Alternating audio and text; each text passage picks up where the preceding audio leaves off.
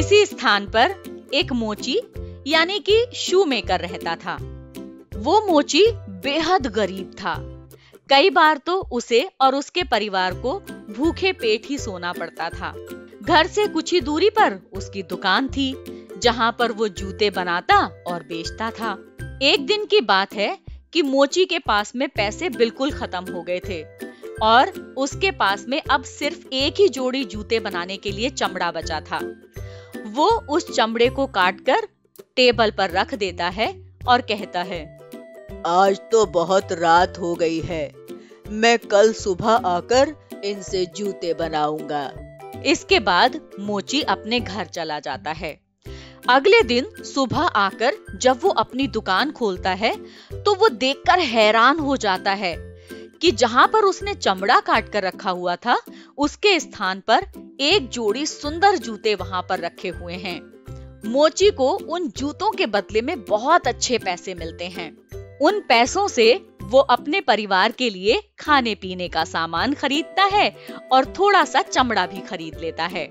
उस चमड़े को काटकर वहीं टेबल पर रख देता है और कहता है, अब अंधेरा हो गया है, मैं घर चलता हूँ, कल सुबह आकर इनसे जूते बनाऊंगा।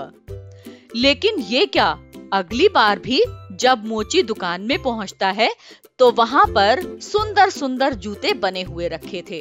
मोची उसे देखकर बहुत खुश होता है और उसे बेचकर उसे बहुत सारे पैसे मिलते हैं। मोची अब रोजाना ऐसा करने लगा था।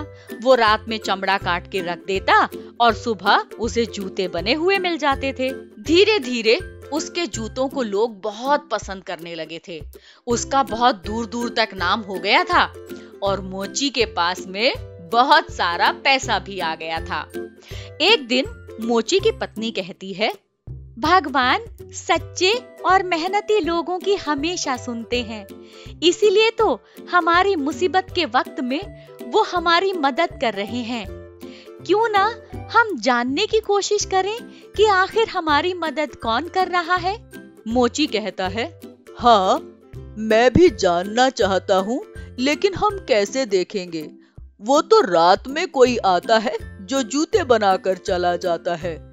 तब उसकी पत्नी कहती है, तो कोई बात नहीं है, हम रात में दुकान में ही छिप कर बैठ जाएंगे। इसके बाद में मोची और उसकी पत्नी दोनों दुकान के अंदर छिपकर बैठ जाते हैं। तभी वो क्या देखते हैं कि आधी रात के वक्त 4 बोने खिड़की से कूद के दुकान के अंदर आते हैं और वो दुकान के अंदर बैठकर सुंदर सुंदर जूते बनाते हैं और उनके ऊपर पॉलिश भी करके खिड़की के रास्ते वापस चले जाते हैं। मोची और उसकी पत्नी ये देखकर बहुत खुश होते हैं। तब मोची की पत्नी कहती है, क्यों ना हम अपने मदद करने वालों को धन्यवाद दें।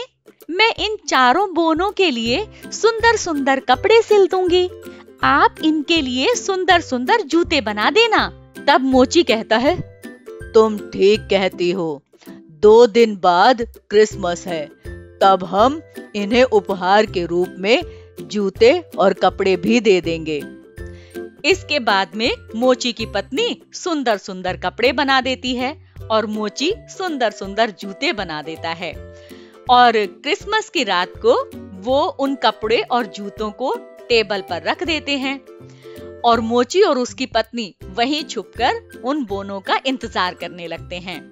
आधी रात को बोने जब खिड़की से कूदकर अंदर आते हैं तो वो देखते हैं कि टेबल पर आज चमड़े के स्थान पर सुंदर सुंदर कपड़े और जूते रखे हुए हैं। वो 4 बोने उन कपड़े और जूतों को पहन लेते हैं और खूब नाचने और गाने लगते हैं और थोड़ी देर बाद खिड़की के रास्ते से ही वापस चले जाते हैं और फिर कभी वापस नहीं आते।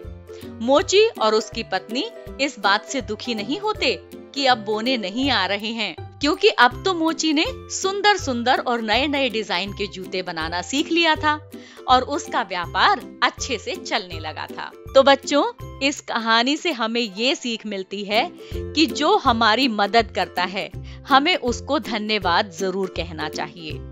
मुझे यकीन है कि आपको हमारी ये कहानी जरूर पसंद आई होगी।